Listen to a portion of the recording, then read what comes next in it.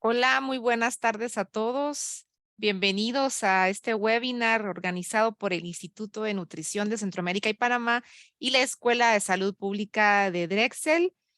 Am, por el tiempo, en aras de la puntualidad, vamos a iniciar ahora. Esperamos que se unan más personas y por favor nos encantaría saber de qué país nos están visitando, de qué país y si son estudiantes o si están en la academia. También nos encantaría saber. Así que pueden dejarnos saberlo a través del chat y vamos a iniciar primero con la presentación y vamos a tener un tiempo de preguntas y respuestas al final. Y para eso también los invitamos a colocar sus preguntas o cualquier comentario que quieran platicarnos en la caja que dice Q&A, que es el de preguntas y respuestas, y al final vamos a responder las que podamos. Realmente hoy queremos agradecerle a Beatriz Champán porque ha aceptado ser nuestra speaker el día de hoy. Beatriz es la directora de la Coalición Latinoamérica Saludable y realmente es un honor que esté aquí con nosotros. Ella es una experta en abogacía. Vamos a dejar su bio porque realmente es enorme, tiene mucha experiencia. Vamos a dejar su biografía en el chat para que ustedes puedan saber un poco más del trabajo que hace Beatriz en abogacía para las políticas públicas para la prevención de enfermedades crónicas en toda la región latinoamericana. Así que ustedes van a poder tenerla allí visto. Y bueno, para iniciar queremos platicar contigo, Beatriz, darte las gracias nuevamente por aceptar y cuéntanos. Yo sé que tú estabas en la academia antes de fundar CLAS, la Coalición América Latina Saludable, y cuéntanos por qué decidiste salirte de la academia y fundar y dirigir una organización de abogacía como lo es CLAS. Bueno, primero, muchas gracias, Fernanda. Un placer estar acá. Agradecer a INCAP, a la Universidad de Drexel por permitirme estos minutos de discusión y de oportunidad de contar un poco más sobre lo que es la Coalición América Saludable. Pero sí, yo me esforcé mucho por entrar en el mundo académico. Y de hecho, además de la tarea de investigación del doctorado y del máster, he trabajado en proyectos de investigación, aún estando en una entidad que es principalmente de incidencia política, ¿no? O sea que, por ejemplo, el estudio Carmela de 7 ciudades latinoamericanas de factores de riesgo, yo ayudé a organizarlo con el investigador principal, el doctor Jagroski. El estudio de economía del tabaco en Argentina también fue un estudio. O sea que en realidad vengo combinando las dos cosas cuando es posible, pero he tenido muy buenos mentores en el tema de incidencia política. Y bueno, aprendí de ellos y me encanta la parte de incidencia política porque uno puede ver cómo la ciencia y los estudios que uno hace tienen un impacto en nuestra sociedad. Excelente, gracias Beatriz. Y realmente de eso queremos platicar el día de hoy, como ese poder de la sociedad civil para hacer incidencia puede realmente cambiar el ritmo, el rumbo de las políticas públicas. Y así que adelante Beatriz, el micrófono es todo tuyo. Bueno, Puedes compartir tu presentación. bueno. em,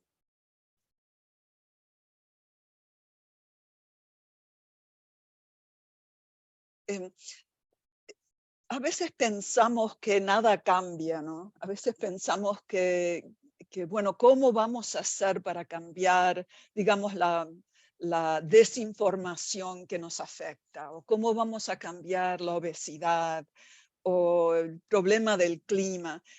Em, yo soy muy optimista porque es sorprendente cómo las cosas sí pueden cambiar. Y la incidencia política es una gran herramienta que nos permite hacer cambios significativos en nuestros países, en nuestras comunidades. Y lo que quiero hablar en estos breves minutos es sobre mi organización, la Coalición América Saludable, y el poder que tiene la sociedad civil organizada. Les cuento, mi papá era un ávido amante del aire no contaminado por el tabaco. Y cada vez que entrábamos en un restaurante cuando yo era chica, él se quejaba del humo de tabaco. Se quejaba a todo el mundo, ¿no? Al que servía, al propietario. La cuestión es que muchos de nosotros nos sentimos que queremos cambiar las cosas a nuestro alrededor porque no nos parece que están bien, pero a veces no sabemos cómo podemos hacer ese cambio. Entonces, lo que quiero hacer ahora, a ver si consigo que, sí, ahí está. En estos minutos quiero presentar a CLAS y lo que es este abordaje regional para incidir en políticas de salud y, y para, y para poder cambiar políticas, o sea, trabajar al nivel poblacional, porque claramente vamos a seguir trabajando al nivel individual. Esto no pretende que vamos a solamente trabajar al nivel poblacional, solamente trabajar al nivel individual. Queremos trabajar al nivel poblacional. Eh, Quiero darles algunos ejemplos. Tengo algunos conceptos que a mí me están llenando la cabeza sobre las cosas que queremos hacer en el futuro de CLAS y después terminar con algunas reflexiones. Entonces voy ahora a ver si puedo hacer esto. Perdón. Sí. Primero decirles qué es lo que es CLAS, esta Coalición América Saludable. CLAS se conformó en el 2011 y lo que hizo que decidiéramos armar a esta coalición fue que las Naciones Unidas estaba haciendo una reunión de alto nivel sobre enfermedades no transmisibles. Entonces, desde la OPS y desde mi organización, vimos la necesidad de organizarnos mejor para tener un impacto sobre esa reunión de alto nivel. Y así fue como en marzo del 2011 nos pusimos a trabajar en el armado de esta coalición. Es una alianza de individuos y organizaciones no gubernamentales de Latinoamérica, cuyo propósito es prevenir y controlar las enfermedades no transmisibles. Y esto hacerlo a través de la incidencia política basada en ciencia, la educación, la concientización y la investigación. Y también fortalecer la acción de la sociedad civil en toda nuestra región. Y está orientada a reducir la inequidad, promover los derechos humanos y favorecer políticas efectivas con impacto en los factores de riesgo y los determinantes de las enfermedades no transmisibles. Ustedes saben, los determinantes pueden ser cosas como la educación, la pobreza y, bueno, pandemias, diferentes elementos que pueden cambiar cómo funcionan las ENTs. Quiero mencionar que CLAS tiene dos vertientes, una desde la región a lo que es internacional o hacia el exterior, y la otra vertiente es desde la región a nuestros países, al nivel nacional. Entonces quiero mencionar cada una de estas vertientes y qué es algunas de las cosas que hacemos en ese sentido. Cuando hablamos de la región al exterior, como región apoyamos a responder a consultas. Como ustedes saben, tanto la ONU como la Organización Mundial de la Salud tienen consistentemente documentos, declaraciones, planes, y hay siempre un pedido de consulta. Y nosotros frecuentemente respondemos por la región, o sea que actuamos para recibir el pedido de consulta, lo distribuimos a nuestros miembros o a personas apropiadas, ¿no?, al tema, y utilizamos esa información para responder a la consulta. Recientemente, consultas sobre el plan de acción de alcohol. Ahora tengo una sobre mi escritorio que se relaciona a cobertura universal de salud. Em, otra forma de este tipo de incidencia de la región al exterior es en las esferas internacionales. Ustedes dirán, ¿qué incidencia podemos hacer, ¿no?, al nivel del G20 o de la Asamblea General de la ONU? Pero nuestros países frecuentemente escuchan lo que está ocurriendo al nivel internacional, tienen delegados en esos foros y frecuentemente se ven obligados a responder a lo que está ocurriendo al nivel internacional. A veces lo hacen más al nivel internacional que lo que hacen, digamos, a los pedidos desde nuestros países, ¿no?, desde las comunidades que están en sus propios países. Entonces, por ejemplo, hemos enviado cartas al G20 relacionadas a la pandemia. Bueno, con el Códex Alimentarios ayudamos a tener delegados cuando ellos hacen sus reuniones, a tratar de tener una agenda y estar unidos en lo que vamos a decir. No sé si saben que se está organizando un tratado sobre plásticos. La primera negociación va a ser en Punta del Este esta semana próxima. Y en ese tratado vamos a tener una persona de mi organización, Agustina Luque, que está físicamente en Buenos Aires. Ella va a ir a esta primera negociación de un tratado de plásticos. ¿Cómo nos relacionamos a los plásticos? Una manera es que las colillas, los filtros de cigarrillos son un plástico de uso único, se usa y se tira. Y además es un plástico tóxico, porque han pasado todos los productos del cigarrillo por ese filtro. y también se desarma en microplásticos, lo cual tiene un efecto sobre el medio ambiente.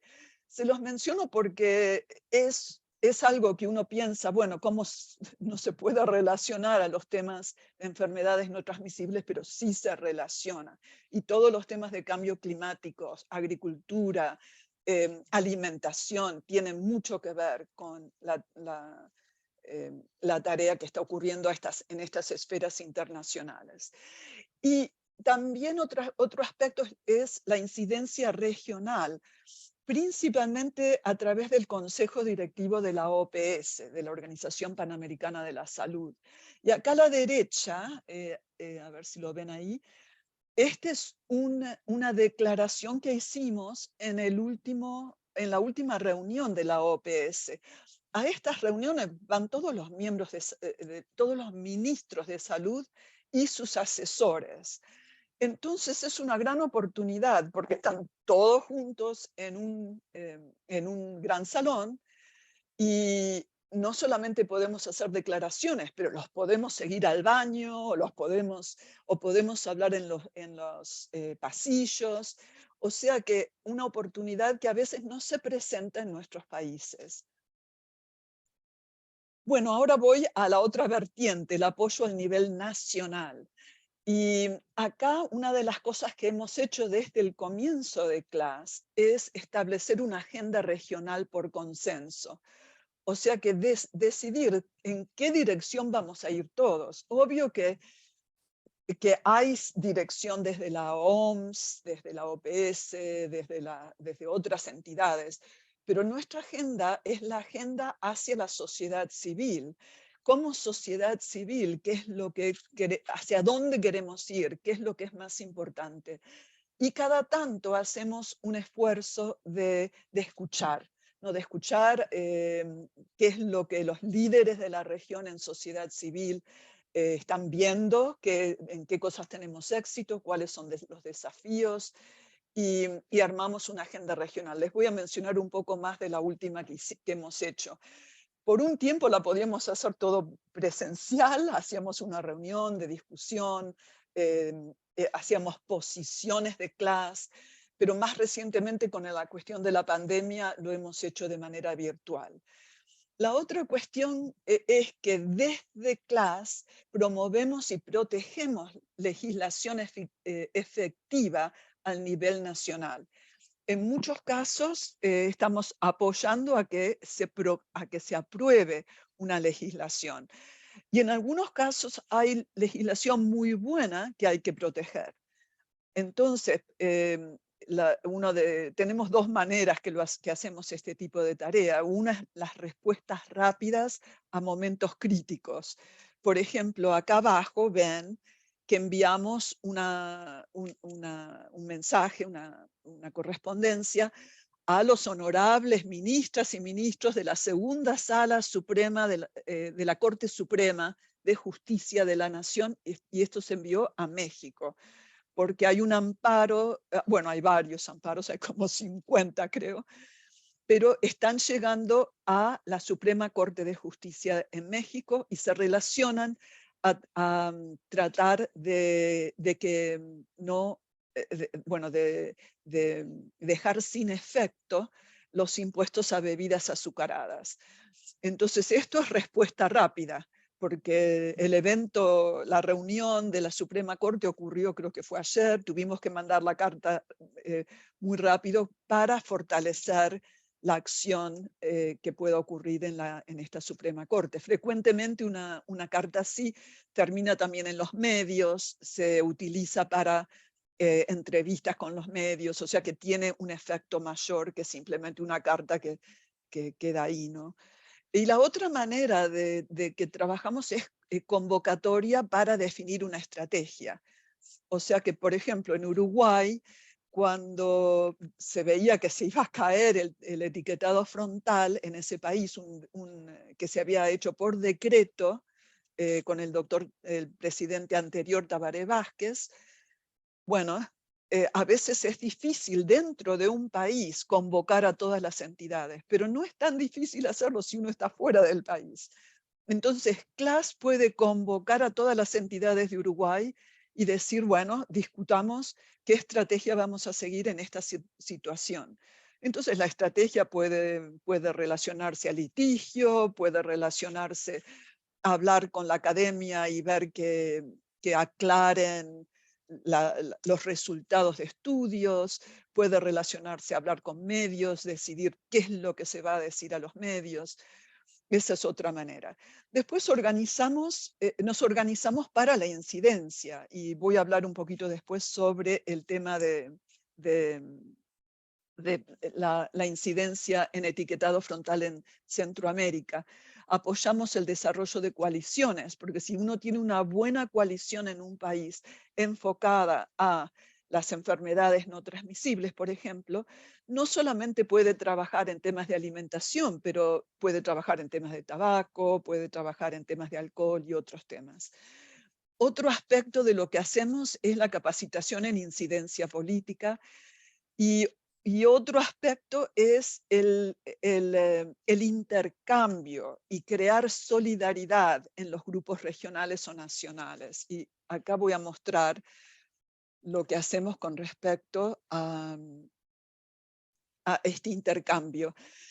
Si uno quiere poder trabajar bien, con confianza entre la gente, uno tiene que tener un intercambio, un diálogo, que nos sintamos que nos conocemos, que en el momento que hay una crisis podemos actuar unidos y por esa confianza que nos tenemos podemos avanzar.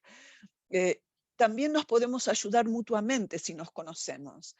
Y por eso es que nosotros armamos muchos grupos, diferentes grupos. Y yo sé que todos ustedes tienen muchos grupos y probablemente dicen, ah, mi Dios, no, otro grupo, por favor. Pero estos grupos son precisamente para el apoyo mutuo, para que nadie se sienta aislado, para saber que si tenemos un problema, va a haber otros que a lo mejor pasaron por ese problema y nos pueden ayudar. Podemos conectarnos con expertos, podemos conectarnos con políticos.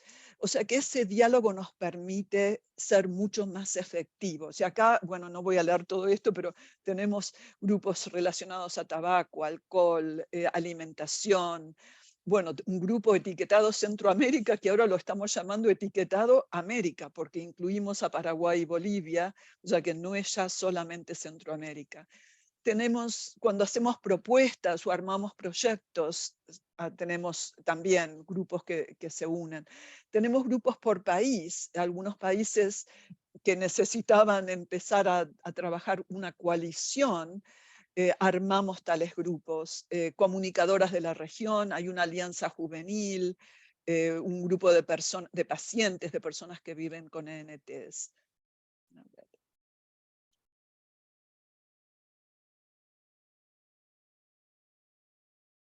Bueno, voy al tema de la agenda regional, porque para armar una agenda regional hicimos entrevistas en profundidad, hicimos una encuesta que llegó a todos nuestros miembros, a mucha gente.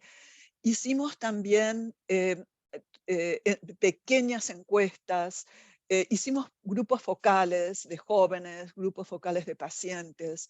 O sea que hicimos un escaneo de la región y líderes de la región, políticos también, para tratar de ver qué serían los principales objetivos que tendríamos que tener hacia el año 2030, que como ustedes saben es el año de cuando los objetivos de desarrollo sostenible se supone que se van a discutir y veremos cuánto hemos avanzado.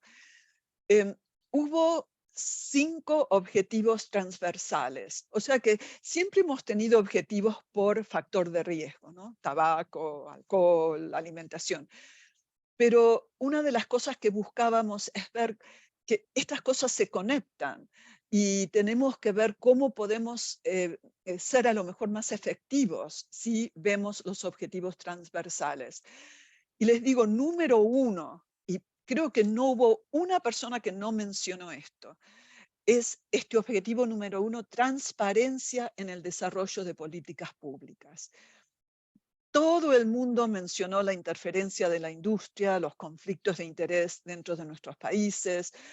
Eh, se, se mencionó como el desafío principal. Entonces, en esta agenda regional tenemos una variedad de elementos para poder tratar de reducir este problema o mejorar la transparencia.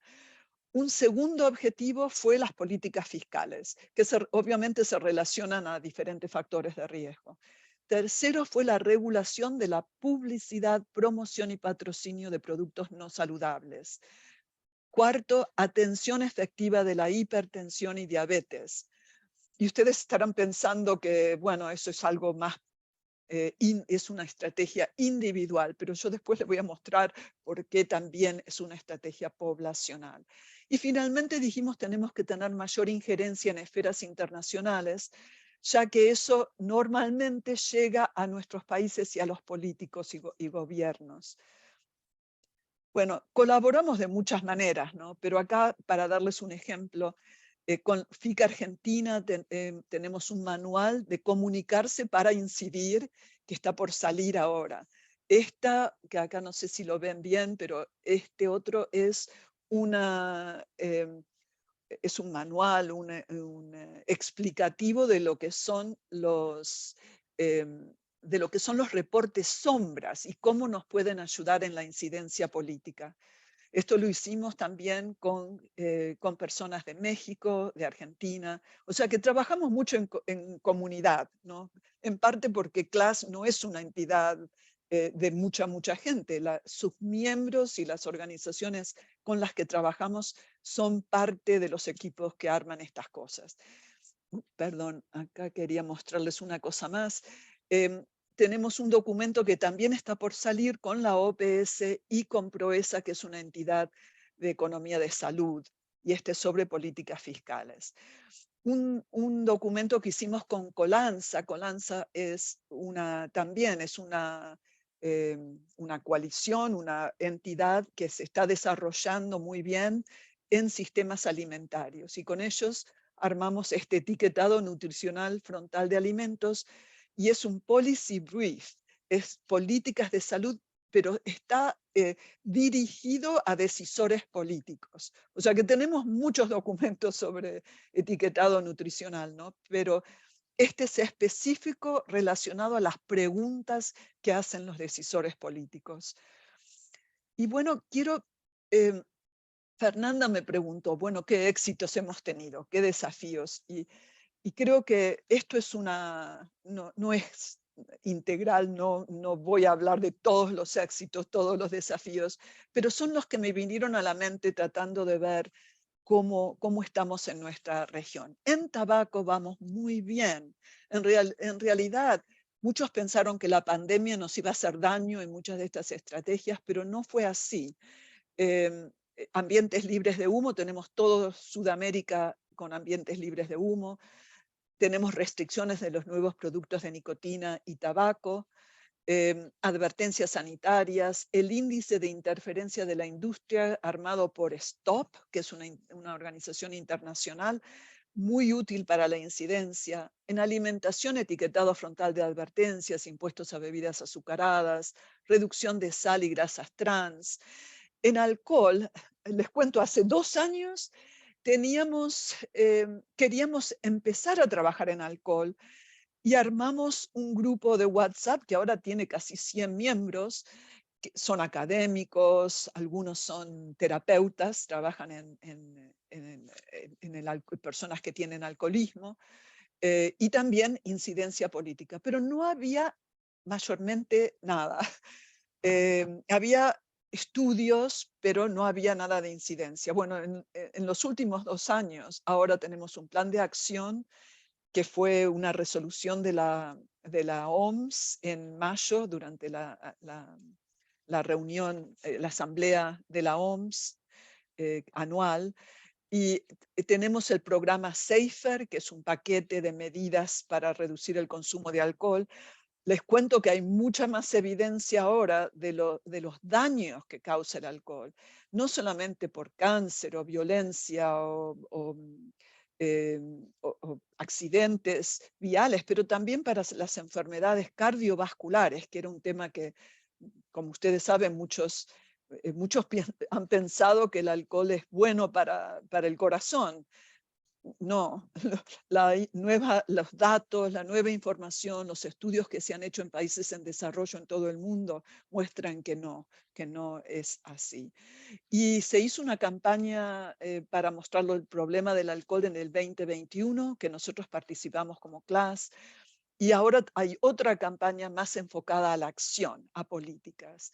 Bueno, actividad física, no me quiero detener demasiado.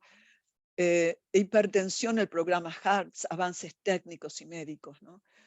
Desafíos, creo que tenemos muchos desafíos, pero no son desafíos que no podamos eh, eh, avanzar, o sea que hay que tenerlos en mente y hay que trabajar para contrarrestarlos, ¿no? Número uno, como ya mencioné, interferencia de la industria de productos no saludables. Hay otro tema que es conectar la enfermedad con el desarrollo sostenible. Y tengo una pequeña anécdota acá. Ustedes conocen el Foro Económico Mundial que se hace en Davos todos los años. Bueno, antes de la pandemia se estaba planeando un evento, un foro económico en Sao Paulo. Y yo tenía mucho interés en que alguien de salud pudiera hablar en ese foro en Sao Paulo y pudiera ver cómo los temas de salud se relacionan a la economía de nuestros países y al desarrollo sostenible. Bueno, escribí una carta, les sugerí que nosotros inclusive teníamos recursos para poder enviar una persona de mucho peso, un economista, que hablara sobre el tema de salud y cómo se relacionan. Me escribieron de vuelta diciendo, este tema no es prioritario para nosotros, no nos interesa, lamentablemente. Bueno, después, ¿qué ocurrió? Vino la pandemia. Y la pandemia mostró muy claramente la relación salud-economía, salud-crisis, no solamente sanitaria, pero crisis social. O sea que la pandemia nos mostró esa conexión mejor que cualquier otra cosa lo podría haber hecho. Sin embargo, a pesar de la pandemia, hay mucha desconexión en nuestros políticos, que no tienen esto claro, que se conectan las dos cosas. Políticas fiscales es otro desafío, no nos va tan bien con las políticas fiscales. Otro tema es la implementación de políticas efectivas como, por ejemplo, publicidad, promoción y patrocinio. Aún en los países donde tenemos buena legislación, como Colombia, ha sido difícil la implementación. Otra cosa es que desde el lado de atención a la salud, hablamos de la necesidad de transformación de los sistemas de salud, el acceso a medicación, a medicamentos. Y eso va muy lentamente.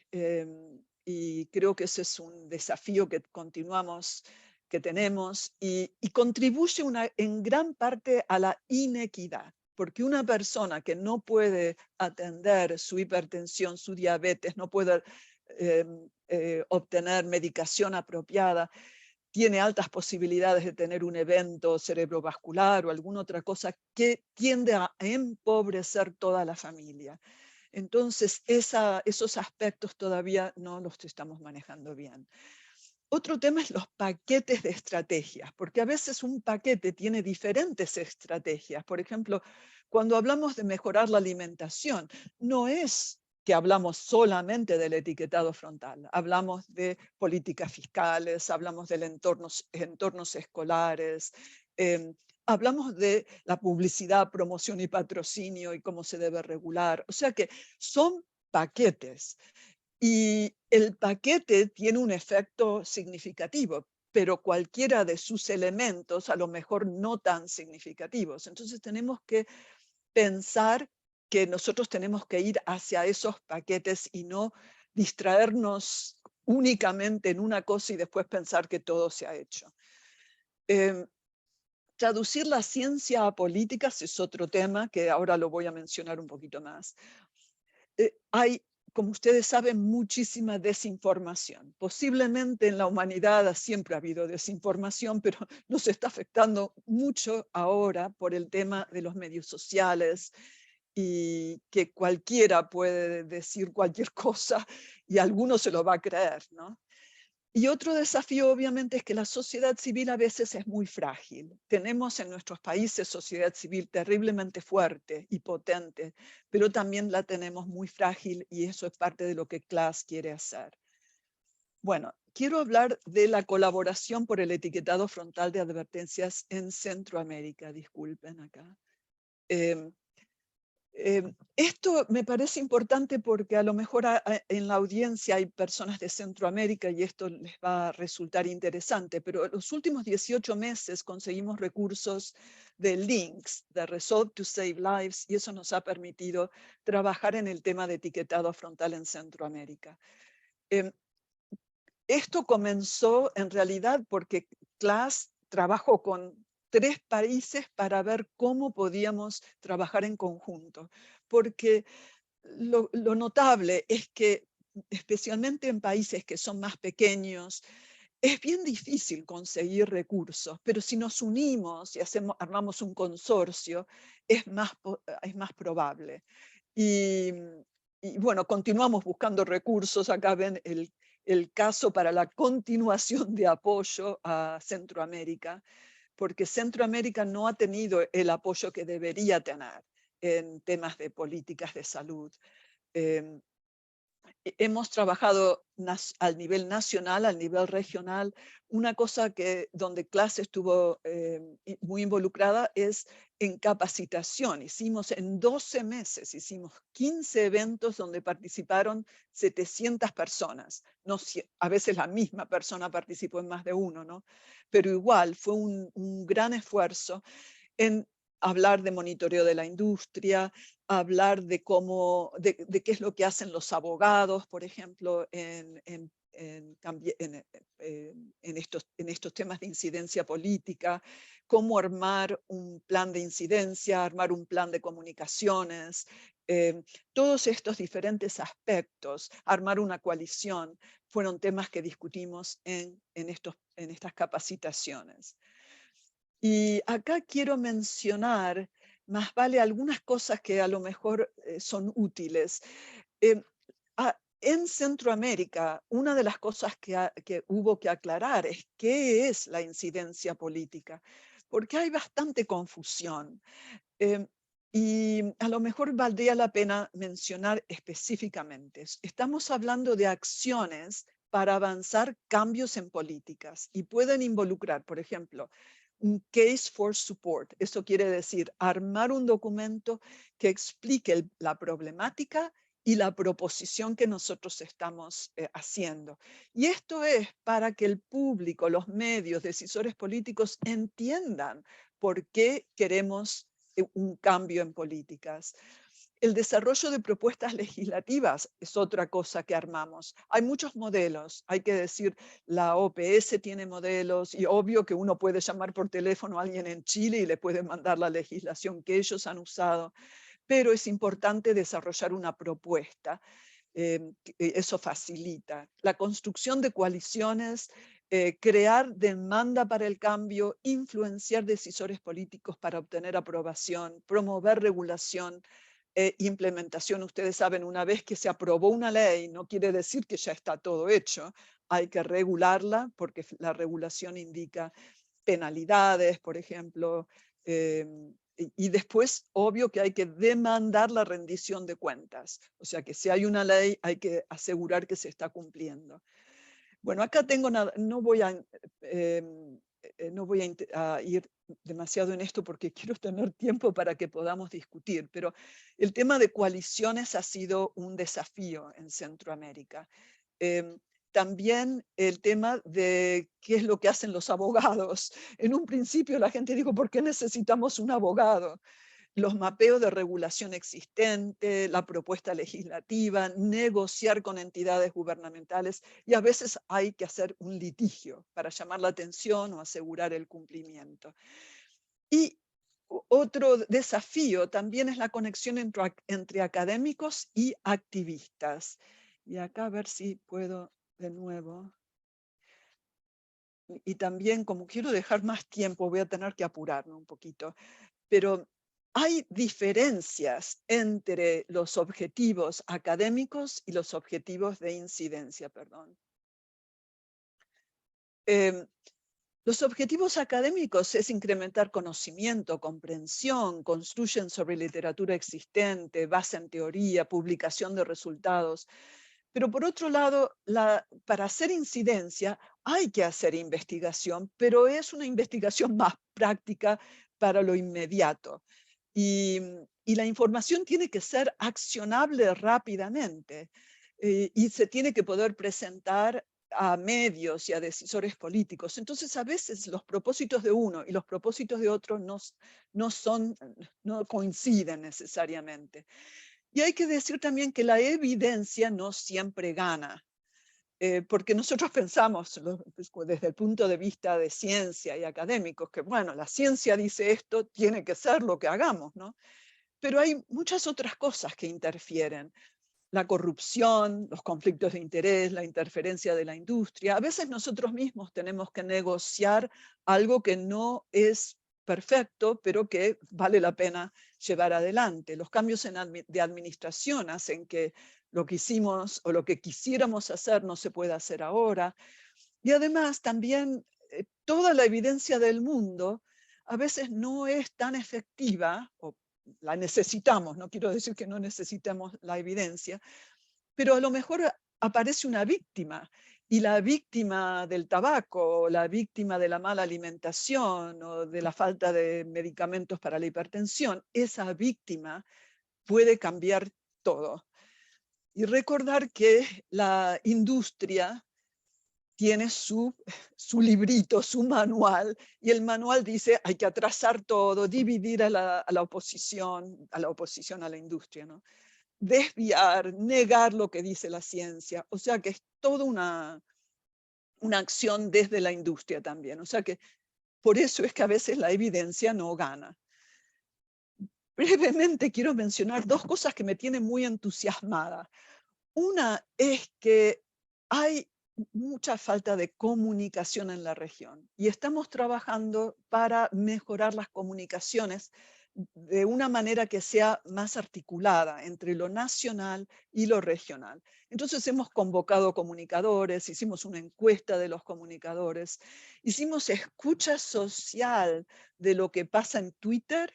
Y acá está la escucha social en Guatemala. No, nuevamente no voy a entrar en esto porque me va a tomar mucho tiempo, pero la escucha social nos dio quiénes eran los actores claves, quiénes eran los detractores, el volumen de información, de qué hablaban, muy interesante.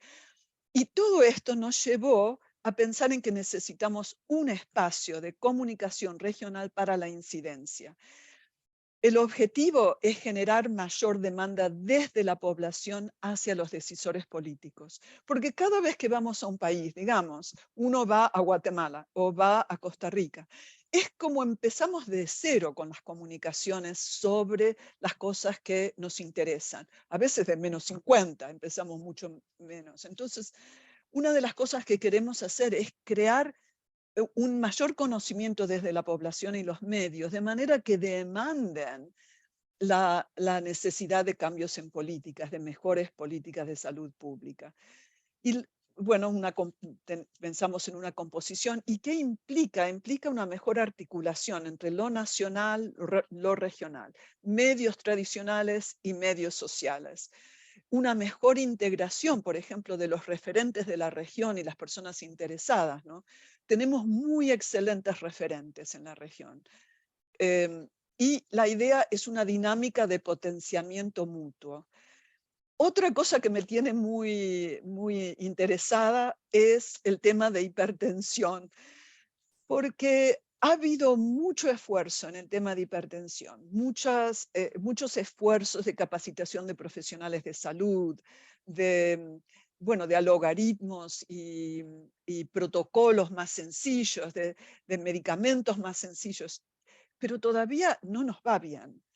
Entonces, este es un artículo que escribí con unos colaboradores sobre el papel de la sociedad civil para mejorar el tema de control de la hipertensión. Y les quiero explicar por qué. Como, como organizaciones de sociedad civil, nosotros venimos ya trabajando con mucho éxito en estrategias poblacionales, como reducción de sal, etiquetado frontal, eliminación de grasas trans, reducción del consumo de alcohol, tabaco, ultraprocesados. O sea que tenemos mucho conocimiento y somos muy buenos en poder manejar las herramientas de incidencia política. Por otro lado, en hipertensión se ha trabajado mucho en los aspectos médicos, técnicos, científicos, como aparece ahí en el centro. Pero lo que está faltando, de acuerdo a este artículo, es que hay una brecha política. No se le da prioridad a la hipertensión en la agenda política. Se le da prioridad al Ministerio de Salud, pero la agenda política no le da prioridad. Eh, ¿De dónde viene el financiamiento? El financiamiento frecuentemente pasa por el Ministerio de Salud, pero frecuentemente no es un financiamiento sostenible. Entonces pensamos que tenemos que, por un lado, darle prioridad en la agenda política y asegurar financiamiento. Por otro lado, tenemos que expandir la demanda de acción desde la comunidad, porque si nadie está demandando la acción, no bien vamos a conseguir financiamiento sostenible. Entonces esto estoy tratando ahora de armar toda una propuesta relacionada a ver cómo podemos mejorar la situación de hipertensión. Bueno, no voy a hablar de esto, pero estos son los pasos recomendados en ese artículo. Y algunas reflexiones finales que probablemente ya se entienden bastante, pero uno es el poder de la sociedad civil organizada, particularmente cuando trabaja en colaboración con academia, gobierno, decisores políticos, pero eso no siempre ocurre. Como sabemos, a veces el gobierno no es un aliado, a veces no funciona bien. El otro tema es desarrollar una agenda común para todos ir en la misma dirección, tanto a nivel regional como a nivel nacional. Y desde lo regional es facilitar. CLAS no está en cada país en posición de poder decir qué tiene que hacer Costa Rica o qué tiene que hacer Colombia. Los que están en el país saben bien, pero la acción de CLAS puede facilitar políticas efectivas. Y después hay que contrarrestar las narrativas de la industria, esto a todos los niveles. Y demandar rendición de cuentas desde el gobierno, porque es el gobierno el que tiene responsabilidad por la salud de nuestros países. Está en las constituciones de nuestros países y es el gobierno el que debe velar. Entonces nosotros tenemos que demandar rendición de cuentas. Y con eso termino y me disculpo que a lo mejor hablé un poco de más, pero quería asegurar de darles la mejor, el mejor conjunto de ideas acerca de lo que se está haciendo desde el nivel regional para facilitar políticas efectivas. Gracias, Fernanda, y no sé si hay algunas preguntas. Muchísimas gracias, Beatriz. Realmente muy interesante todo el trabajo que CLAS ha venido haciendo en toda la región y muy recientemente en Centroamérica. Sabemos el desafío que ha sido en Centroamérica empezar a demandar esa necesidad de mejores y más políticas y, como tú bien dices, crearlo incluso desde cero. Ha sido realmente un trabajo muy inspirador y seguramente va a rendir frutos. Una pregunta, Beatriz. Bueno, antes de hacerte esa pregunta, acá hay un comentario muy importante de Nidia Amador. Es uno de los problemas como en los países como los nuestros, en Costa Rica, es acceder a esos recursos económicos y técnicos en temas de alimentación y nutrición. Por medio de clase ha logrado, pero muchas veces no conocemos cómo buscar ese financiamiento para hacer estos grupos sostenibles.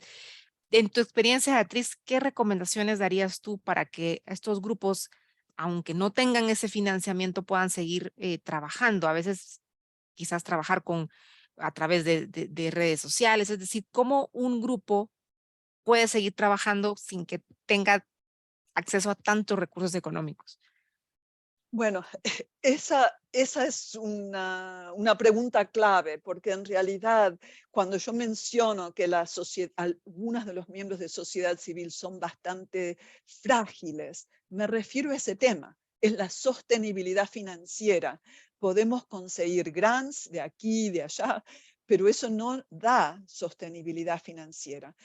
En algunos países es posible conseguir recursos de la población. Por ejemplo, EPES es una entidad en Chile que tiene recursos, ellos piden recursos a la población y consiguen recursos de la población. Creo que están conectados a una iglesia o alguna entidad que ayuda en el proceso de conseguir recursos, pero no es fácil. Esa es parte de la razón que para Centroamérica nuestra mejor manera de poder conseguir recursos fue unirnos y decir, Centroamérica tiene tanta gente, no me acuerdo ahora si son 50 millones, pero es una cantidad importante de población a la cual no se ha venido apoyando, porque se han visto como países separados, pequeños, o no se han visto posibilidades. Entonces hay que mostrar la posibilidad. Y, y bueno, parte de la razón de hacer incidencia internacional tiene que ver con dejarse conocer. Bueno, desde INCAP han tenido varias oportunidades de obtener grants, generalmente en investigación. En incidencia es difícil. Mm, Y desde CLAS frecuentemente hemos trabajado sin recursos en algún tema como para tener la experiencia hasta poder conseguir los mm, recursos, porque también si uno no tiene la experiencia en incidencia, eh, no bien va a poder conseguir los recursos. A veces en proyectos de investigación se pone un aspecto de diseminación o un aspecto de influenciar, o sea que también esa es otra manera de hacerlo, porque a veces es más fácil conseguir los recursos para investigación que lo que es para incidencia, donde la gente a veces lo ve como un tema conflictivo, ¿no? Un tema que bueno, al- como es un poco controversial y uno puede estar demandándole al gobierno cosas o puede a lo mejor alguien se puede poner mal, entonces es más difícil en ese sentido conseguir recursos. mm. Que no, yo entiendo la pregunta de Nidia. Eh, Sí, gracias, Beatriz. Y algo que es bien interesante, a mí siempre me ha dado mucha curiosidad. Ustedes trabajan con políticos directamente, o sea, han trabajado con personas eh, interesadas en los parlamentos, en apoyar y en hacer incidencia y en avanzar las políticas. Patricia, en tu experiencia, ¿qué tan importantes son esas conversaciones en pasillo, en el pasillo, que llamamos en el pasillo con los políticos? Es decir, quizás son las conversaciones más efectivas a la hora de hacer incidencia. ¿Cuál ha sido tu experiencia con políticos directamente? em, les aseguro que la oportunidad de dialogar cara a cara con políticos es muy significativa. Y yo entiendo que a veces desde la sociedad civil la gente piensa que bueno, puede ser problemático. La cuestión es no ser partidista, no ser de un partido o de otro partido. La cuestión es utilizar nuestros conocimientos, lo que sabemos em, para educar a esos políticos, a esos decisores políticos. Frecuentemente, ustedes saben, los políticos no son necesariamente expertos en nada. A veces sí, a veces pueden que tengan alguna profesión, pero a veces no lo son. Entonces necesitan el apoyo y si uno le puede explicar la razón y la ciencia detrás, lo que han hecho otros países, eso ayuda mucho a que esa persona entienda. A veces no tiene que ser que uno mismo vaya a hablar con el político. A veces es buscar la persona a la cual ese político, que puede influenciar a ese político, Ujú. ¿no? O sea que a lo mejor no, a mí no me daría ni la hora del día, pero si resulta que es su médico que le pregunta o le explica la problemática, o resulta que es su señora, si es la primera dama del país, o si es su amante, o quien sea, pero la persona que tenga influencia sobre ese político eh, eh, tiene un poder importante de influencia. Mm, Em, y esa es una razón de hacer el mapeo de decisores políticos, mm. porque cuando uno hace el mapeo es cuando te das cuenta quiénes son las personas claves a las cuales hay que influenciar. O sea que eso te da la pauta de algunos no vas a cambiarlos para nada, no importa qué hagas, no los vas a cambiar. Otros ya están de tu lado y bueno, hay que continuar apoyándolos, pero es ese grupito que puede ayudarte y puede apoyarte, que es el grupo que uno quiere trabajar, ¿no? Mm. Excelente, Bueno, Beatriz. sí. Y tenemos otra pregunta del público y es que generalmente la incidencia política tiene como producto la creación o la aprobación de una política pública, pero a veces es muy complicado y toma mucho tiempo y se puede visualizar productos intermedios en el proceso que no sean directamente las políticas públicas. Em, Cuando hablamos de incidencia política, la incidencia política puede ocurrir a diferentes niveles. No tiene necesariamente que ser una ley. Si uno tiene dificultad para llegar a una ley, uno bien puede utilizar incidencia política para hacer cambios institucionales en diferentes organizaciones. O sea que, por ejemplo, esto es un tema que requiere bastante creatividad. Por ejemplo, en Argentina, el tema de tabaco, al nivel nacional no se podía conseguir nada. Entonces, ¿qué hicieron? Empezaron a trabajar en la provincia de Córdoba, después en la provincia de Mendoza, en tal provincia. En México ocurrió algo similar. También al nivel nacional no se podía movilizar y se empezó a movilizar en los diferentes estados. Eso es una manera. Otra manera que también puede ser efectiva es en lugares de trabajo. En lugares de trabajo hay un deseo de que las personas coman bien. Entonces se puede hacer incidencia para que los lugares de trabajo tengan una acción dentro de su ámbito, del ámbito laboral, pero a su vez se convierten en aliados para poder conseguir cambios en políticas. O sea que hay una variedad de maneras. Otra manera, por ejemplo, en Uruguay,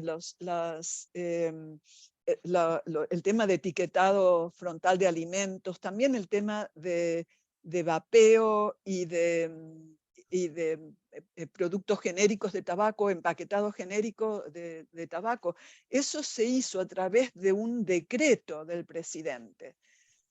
Bueno, el decreto, había que presionar al presidente y se consiguió el decreto. Todo el mundo feliz, pero tiene un problema, y es que viene otra administración y el decreto lo pueden cambiar fácilmente. Entonces, por ejemplo, ahora Diego Rodríguez, uno de los advocates, ¿no?, de los activistas en Uruguay, lo que está tratando es que el etiquetado frontal quede aprobado como legislación a través del Congreso. Entonces se está trabajando con congresistas, con aliados, para que sea algo más sólido, porque Mm, si de lo contrario es muy cambiante. Pero es una manera, si no se consigue, si no se puede conseguir hacerlo por legislación, se puede conseguir por decreto. O sea que, bueno, ahí mencioné varias maneras, ¿no?, de que se puede avanzar. Claro que la regla o lo mejor es ir por una ley. Eh, Quiero mencionar que no sé si algunos recuerdan a Stanton Glantz, que era un gran investigador en el tema de tabaco de la Universidad de California en San Francisco. Él decía que cuando se aprueba una legislación es como recibir las llaves al infierno. Decía, porque lo que decía él es que después viene la tarea más dura, que es asegurar de que esa ley se implemente, asegurar el cumplimiento de la ley. O sea que él decía, la tarea dura empieza después de que se apruebe la ley, no antes. Bueno, es dura de cualquier manera, antes y después. Antes y después, sí, y evaluarla también. Sí, Exacto, hay que evaluarla. Exacto. muchísimas gracias, Beatriz. Vamos a ir cerrando por la hora, pero realmente nos interesó mucho lo que mencionaste también de que a veces CLAS también provee entrenamiento para hacer incidencia. Y creo que eso es Mm, algo importantísimo que nos falta mucho, al menos en la región centroamericana. Así que nos encantaría saber cómo se programan, si esto tiene un costo, cómo podemos acceder a entrenamiento de parte de CLAS. Entonces, creo que la sí. conversación puede seguir, pero si tú nos puedes decir brevemente cómo podemos llegar a recibir esos entrenamientos, nos ayudaría mucho. Em, lo que ocurrió fue que estos entrenamientos fueron parte del proyecto que teníamos con Links. Entonces, lo que hicimos es entrenar a los equipos de cada país y a las coaliciones involucradas en cada país. Em, nunca tienen costo. Nosotros nunca hemos cobrado por ningún programa de capacitación. Eh, la cuestión es que a veces para poder entrenar en un tema se necesita un número limitado de personas, entonces no está abierto a todo el público. Pero no hay Mm. ninguna duda que, por favor, si INCAP o organizaciones que ustedes conocen tienen interés, eh, hay que, ustedes son personas muy significativas y con mucha influencia en la región de Centroamérica, pero en toda la región. O sea que sin duda sería muy importante incorporarlos y tendríamos que ponerlos en listas. Si ustedes Sí, están en una lista, les llega la información. sí, sí, buenísimo. Y creo que si hay personas acá interesadas en ser parte de la lista, personas del público general, Beatriz, y ellas pueden también acceder a esas listas para que llegue esta información, pueden escribirnos y luego nosotros trasladarte Sí, esa información. exacto. Nosotros tenemos membresía de personas individuales o de organizaciones. No tiene costo. O sea que simplemente siendo miembros entran en listas.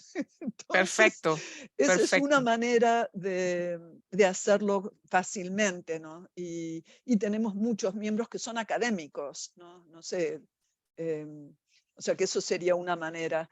Eh, a lo mejor, no sé si se puede enviar el correo electrónico. Sí, sí, eso íbamos, justamente alguien nos pide tu contacto o dirección electrónica para conocer sobre este tipo de información. Eso sería magnífico, Beatriz, si podemos colocarlo acá en el chat.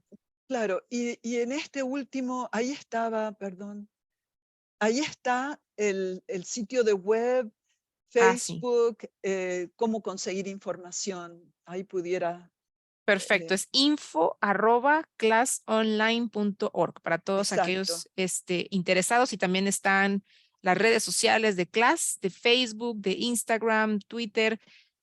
Pueden también seguirla por redes sociales. Va a ser muy, muy interesante.